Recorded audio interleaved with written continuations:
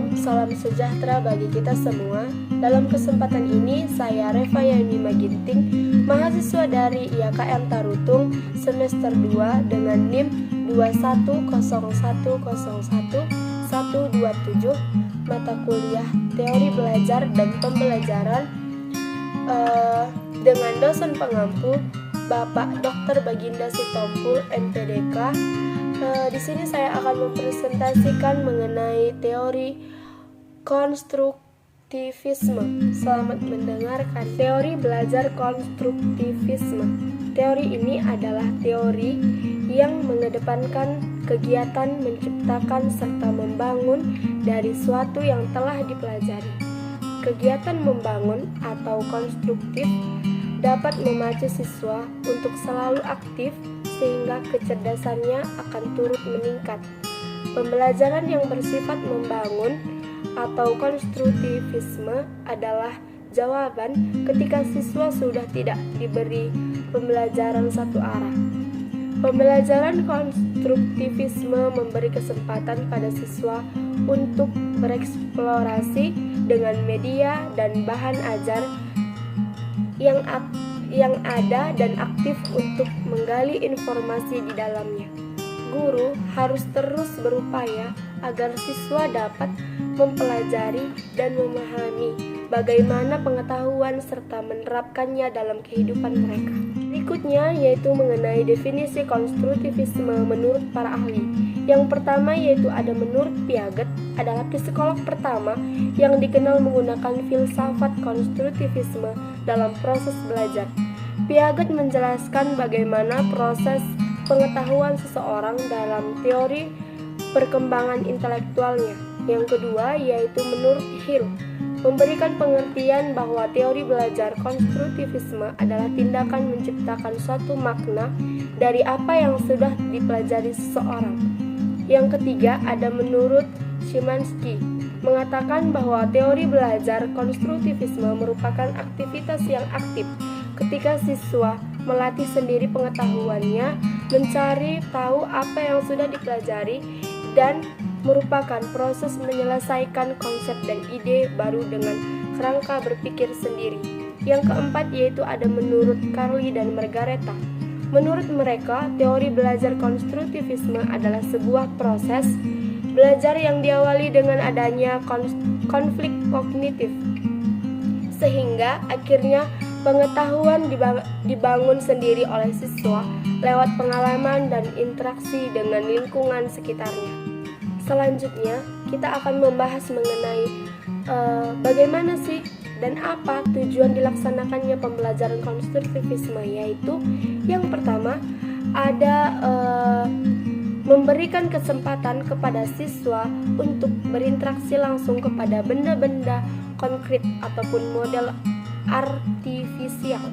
Yang kedua yaitu memperhatikan konsepsi awal siswa guna menanamkan konsep yang benar. Dan yang ketiga ada sebagai proses mengubah konsepsi-konsepsi siswa yang sudah ada dan mungkin salah. Dapat kita lihat dari tampilan di belakang saya. Yang berikutnya yaitu apa tujuan konstruktivisme. Tujuan dari konstruktivisme itu yaitu yang pertama, mengembangkan kemampuan siswa untuk mengajukan pertanyaan dan mencari sendiri pertanyaannya. Yang kedua yaitu membantu siswa untuk mengembangkan pengertian dan pemahaman konsep secara lengkap. Yang ketiga yaitu pengembangan kemampuan siswa untuk menjadi pemikir yang mandiri. Berikutnya ada kelebihan dan kekurangan. Yang pertama kelebihan dari konstruktivisme ini yaitu yang pertama, melatih siswa supaya menjadi pribadi yang mandiri dan mampu memecahkan masalah. Yang kedua yaitu menciptakan kreativitas dalam belajar sehingga tercipta suasana kelas yang lebih nyaman dan kreatif. Yang ketiga, melatih siswa untuk bekerja sama dan terlibat langsung dalam melakukan kegiatan.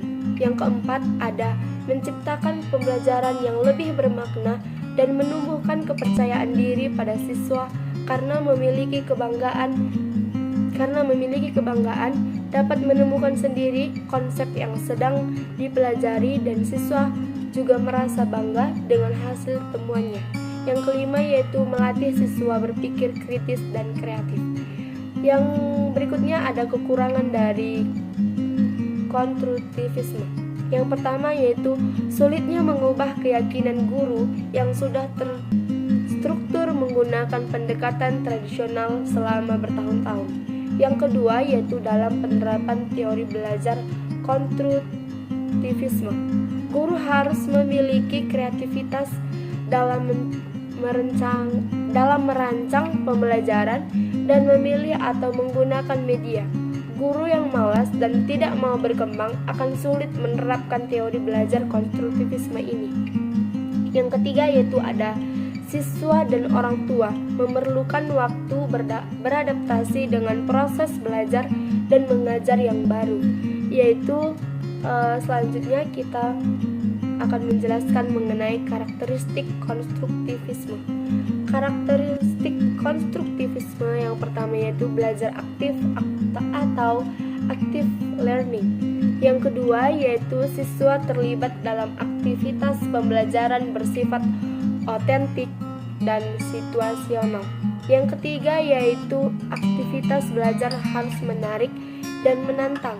Yang keempat, siswa harus dapat mengaitkan informasi baru dengan informasi yang telah dimiliki sebelumnya dengan sebuah proses yang disebut bridging. Yang kelima yaitu siswa harus mampu memfleksikan pengetahuan yang sedang dipelajari. Yang keenam yaitu guru lebih berperan sebagai fasilitator yang telah dapat membantu siswa dalam melakukan konstruksi pengetahuan. Yang terakhir yaitu guru harus dapat memberi bantuan berupa scaffolding yang diperlukan oleh siswa dalam menempuh proses belajar. Yang selanjutnya kita mengenai peran guru dalam pembelajaran konstruktivisme. Peran guru yang pertama yaitu menyiapkan pengalaman belajar yang tepat. Yang kedua, memberi kegiatan yang memotivasi keingintahuan peserta didik.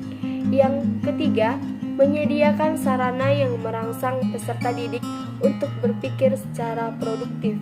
Yang keempat, memonitor dan mengevaluasi proses dan melihat hasil belajar peserta didik.